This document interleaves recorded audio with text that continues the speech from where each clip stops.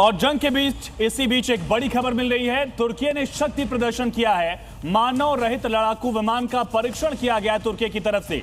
यह बाकायदा command central से ही कंट्रोल किया जाता है और बड़ी खबर इस वजह से है क्योंकि तुर्की नेटो का मेंबर होने के बावजूद इजराइल के लगातार खिलाफ है।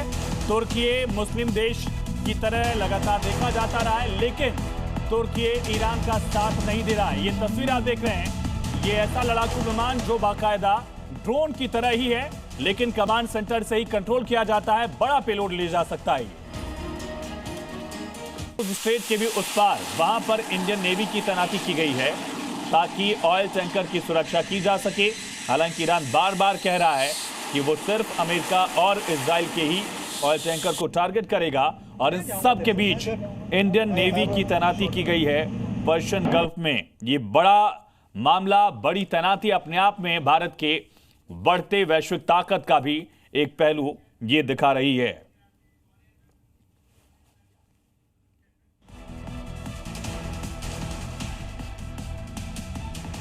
तो अमेरिका और इजराइल की सेना लगातार ईरान पर हमले कर रही है। जानकारी के मुताबिक अब तक ईरान पर 7600 हमले हो चुके हैं। 7600 से ज्यादा स्ट्राइक्स की गई हैं। लेबनान के अलग अलग इलाकों में इजराइल 1100 से ज्यादा हमले कर चुका है। लेकिन आज भी यह सवाल बरकरार है कि युद्ध और कितने दिनों तक चलेगा।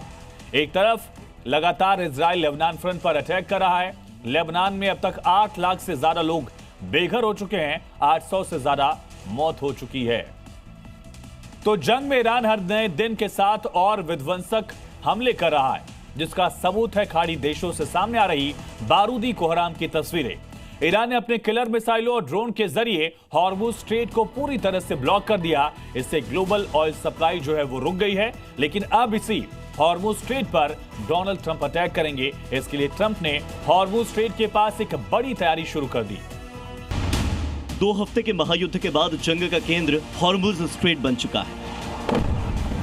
लिहाजा अमेरिकी राष्ट्रपति डोनाल्ड ट्रंप ने ऐलान कर दिया है कि वो जल्द ही किसी भी कीमत पर हॉर्मुज स्ट्रेट से सारी बाधाएं हटा देंगे। लेकिन इस काम के लिए ट्रंप ने अपने दोस्तों से मदद मांगी है। उन्होंने चीन, फ्रांस, जापान, दक्षिण कोरिया और ब्रिटेन जैसे देशों से अपील की है कि वो अपने जहाज भेजें। और ट्रंप का कहना है कि कई देश अमेरिका के साथ मिलकर युद्धपोत भेजेंगे ताकि ये समुद्री मार्ग सुरक्षित रहे। इस काम के लिए अमेरिका ने बड़ी तैयारी भी कर रखी है। इस काम के लिए अमेरिका ने यूएसएस त्रिपोली को अरब सागर की तरफ रवाना कर दिया है। साथ ही यूएस नेवी मरीन कॉर्प्स के 2500 कमांडो तैनात कर दिए गए हैं।